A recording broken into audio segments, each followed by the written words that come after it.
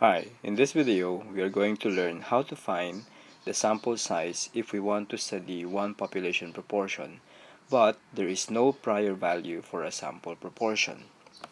Let us recall the standard formula in finding the sample size for one population proportion. The formula says that n, the sample size, is equal to the z of alpha over 2 p hat q hat over the margin of error squared. Now in this formula, you can see that it is dependent on the z of alpha over 2. It is dependent on the sample proportion p hat. This is from a prior recent study. Then you have the q hat, which is dependent on the p hat, and you have the margin of error being squared. Now, this formula can compute for the sample size provided that the p hat is known. That means there is a study before your own study. So what happened if there is no prior study to your study? Meaning to say, it is the first time that the study on that population proportion is conducted. So that means we can no longer use this formula. Now, so in this video, I will show you what to do if this is the case. In the absence of a prior study, meaning to say there is no prior value for a sample proportion, we will be using the formula n is equal to z of alpha over 2 being squared divided by 4 margin of error squared. So as you can see in this new formula, there is no more p hat and there is no more q hat. Okay, so this formula in finding the sample size is what we call the conservative approach.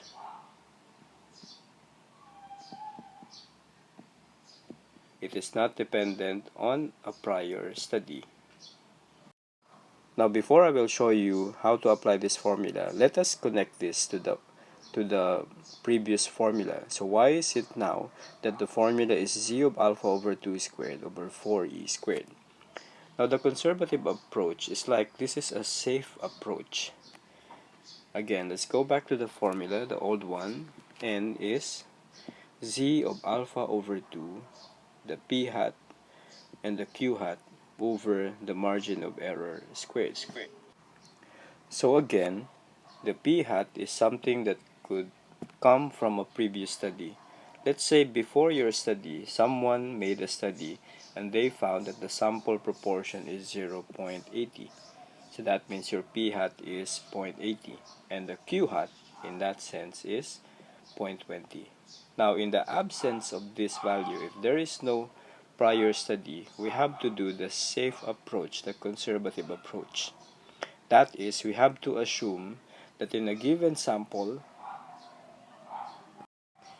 if a question is a matter of a yes and a no, that means to make it safe, you have to divide your sample into exactly two groups. One group that will say yes, the other group that will say no. That means it's balanced. 50% of them will say no and 50% of them will say yes. So that is why it's called conservative approach. Now, if these are the values, that means our p hat is now assumed to be 50% and automatically the q hat is assumed to be 50%. And if we work on the formula, so this is what I want you to see.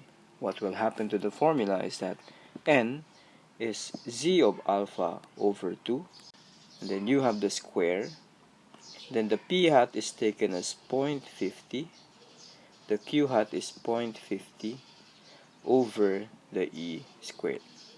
If we are going to simplify 0.50 times 0.50, 0.50 times 0.50 is equal to 0.25. So you have z of alpha over 2 being squared over e squared. Now 0.25 is the same as 1/4. So if we change this into 1/4, so take note, this is 1/4. So that means the formula is now z of alpha over 2 squared over 4 and then e squared. So this is the new formula that I showed you, and this is the formula for the conservative approach.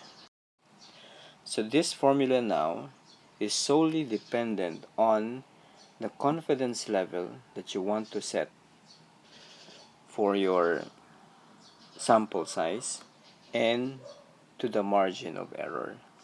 Okay, so there is no prior study in a one population proportion and you want to conduct a new one.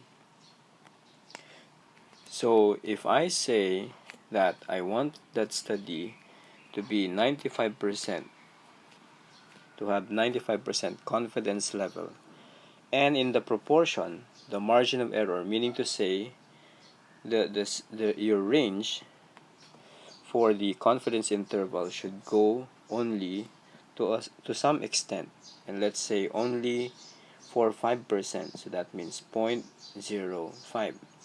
So this is your margin of error. So from any given value, any possible value, it could only go 0.05 on the left and 0.05 on the right.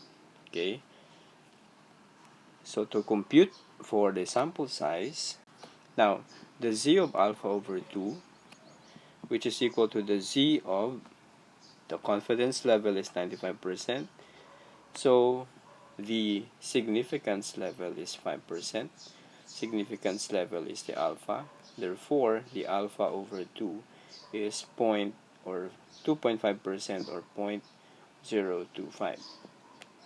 Now, the 0.025, you can easily find this value.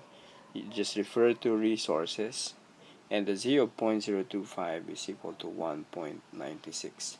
Now, there are many references that you could use to identify what is the z of a particular number. You can go online, just search z of 0.025, and it will give you the list for the 95%, the 90%, and the 99%.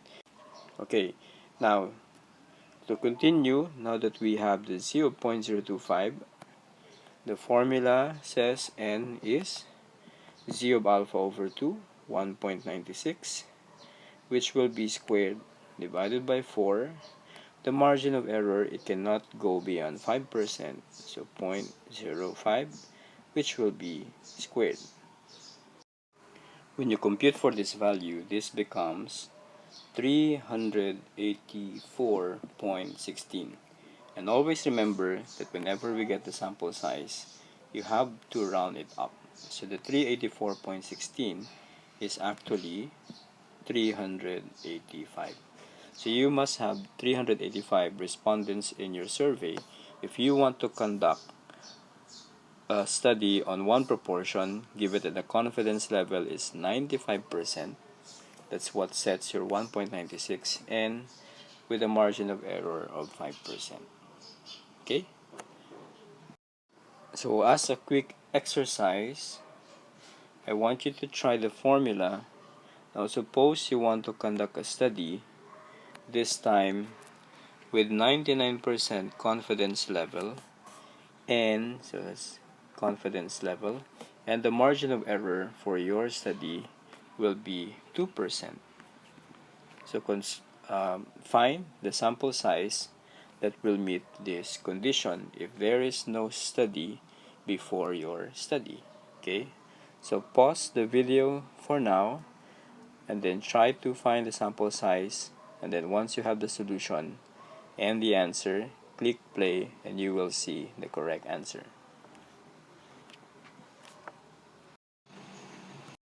So please compare your solution and your final answer to my answer.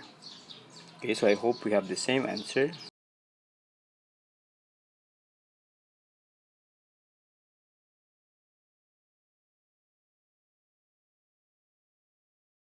To summarize what we have taken, in the absence of a sample proportion from a previous study, we have to make use what we call the conservative approach. In the conservative approach, formula for the sample size is n equals the z of alpha over 2 squared over 4e squared. In this formula, all you need to identify is the confidence level, or you have to set your confidence level, and that will determine what is the z of alpha over 2. At the same time, the value of the margin of error that you want to set for the given study. Once you have these two values, use the formula and compute, and always remember, once you get a value, you always have to round it up. Okay, so round up the value to a whole number. Okay, so that's all for this lesson, and this is about the sample size determination for one population proportion with no prior value for a sample proportion.